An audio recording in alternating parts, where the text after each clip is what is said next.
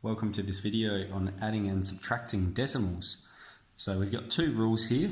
The first one is that we line up the decimal. So that is, we have to line up the dots, okay? You'll notice in all of these three problems, there's dots right on top of one another, okay? And this is important because it's going to help us get the right answer. The second rule is that we insert zeros after the last digit if necessary. Okay, we want to make sure we have the same amount of digits in the sums that we're performing. Okay, so here in the top one we've got 3 digits and 3 digits. Okay, so we don't need to add any zeros there.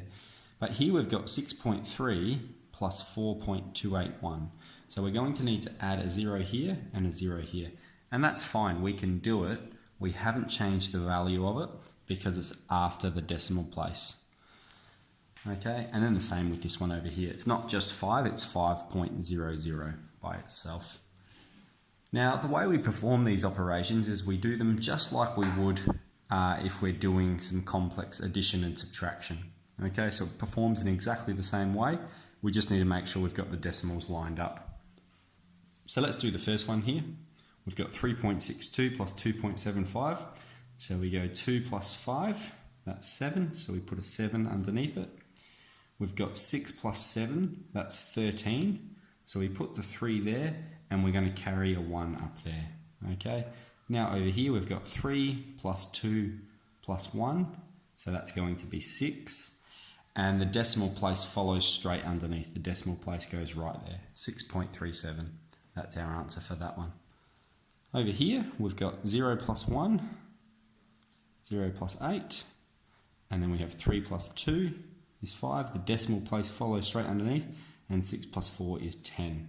So we have 10.581 as our answer for the second one. If we look at the third one, we're doing a subtraction, okay?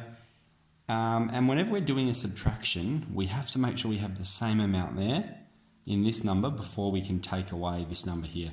So for this one, we're going to have to borrow. So I'm going to make this a 4. All right, which would make this 10, but I'm going to have to borrow from there as well. So that's going to be a 9, and this one is a 10. So we have 10 take 3 here, that's going to be a 7. We have 9 take 9, that'll be a 0. And then we've got the 4 take the 2 is 2. Okay, so if we have 5 take 2.93, we've got 2.07. And that's how we do adding and subtracting decimals. So you just need to make sure that the decimals line up with one another and insert zeros if necessary.